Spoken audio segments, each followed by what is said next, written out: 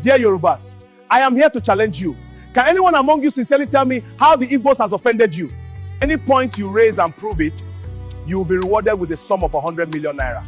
I mean genuine points. I learned that the Igbos are bad people. They are evil. They should not be trusted. My parents told me years ago. That's my point, you see? Your judgment is based on what you were told, not from experience. Has any Igbo man offended you before? I need an honest evaluation. What have the Igbos done to you to warrant hatred? Someone should talk to me. We are here to discuss unity. The Igbos are land grabbers. They have almost half of Lagos and other cities in this country. What about that? Do they steal the land? Do they pay the owners? Don't they buy those lands? Is it an offense to buy property with your money?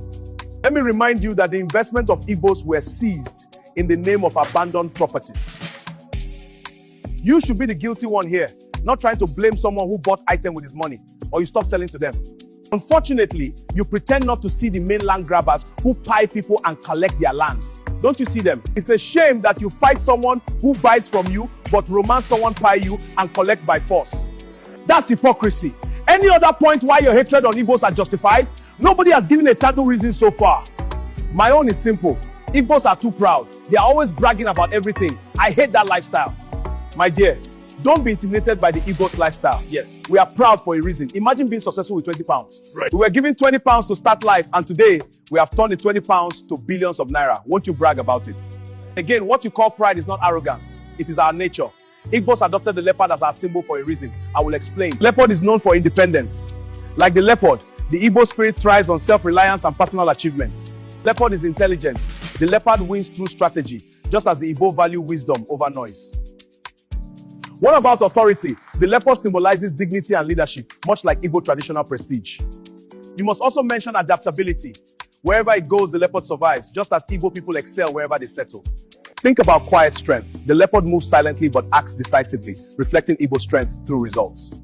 We must mention courage. The leopard does not fear confrontation, mirroring the Igbo history of resilience and defense. Most importantly is identity. The leopard's unique marks reflect the Igbo pride in culture, heritage, and identity. You can see that what you misjudge as pride and arrogance is just our nature. In is in our vein. No apology to anyone.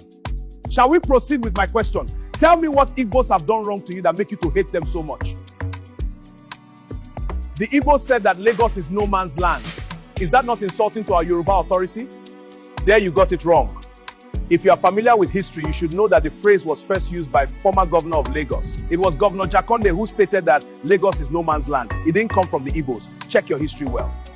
Some Igbos said that on social media. Doesn't mean that Igbos said that Lagos is no man's land. You are looking for excuses. The last speaker is from Ekiti. So are you claiming Lagos? Lagos in Southwest doesn't mean Ekiti man should claim it either.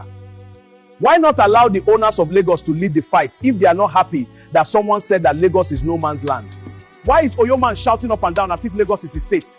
You claim what is not yours but turn to call someone land grabber for buying land. That's hypocrisy at its peak. But let me have more points. Why do you hate Igbos so much that most of you are now obsessed with Igbos?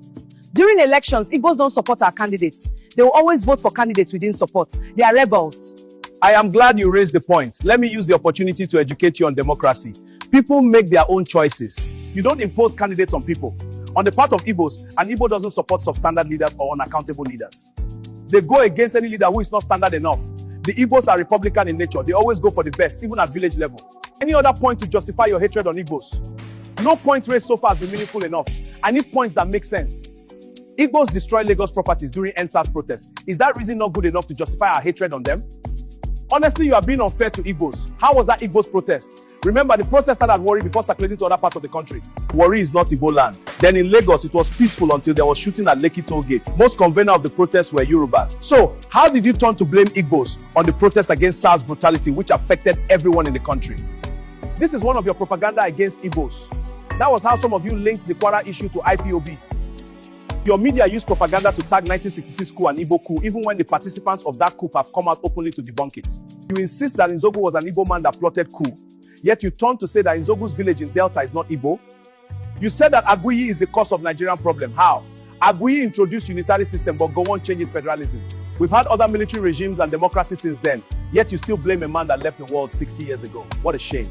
You keep talking about the coup that happened 60 years ago, but you are afraid to talk about the one that almost happened this year. Cowards! Your propaganda against Ojukwu is that Ojukwu caused civil war. You don't even mention that Gowon failed to implement Aburi Agreement.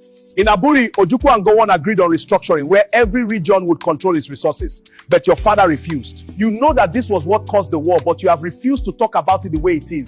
You shy away from the truth. And now you are asking for the same restructuring which your father rejected 60 years ago. Is that not hypocrisy? Think about the Igbos must go protest you have always agitated for. We claim one Nigeria, yet you harbor such thoughts in your heart. Well, for sure, Igbos will leave Lagos one day. But remember the street of Lagos during Christmas period. You think you can survive without Igbos? How many Igbo man's shops have you demolished? How many of their buildings have you destroyed? What about shops that got burnt? Remember, they bought those properties with their money. They invested heavily on those places, yet you keep destroying them. Your mother said it in 2019 that you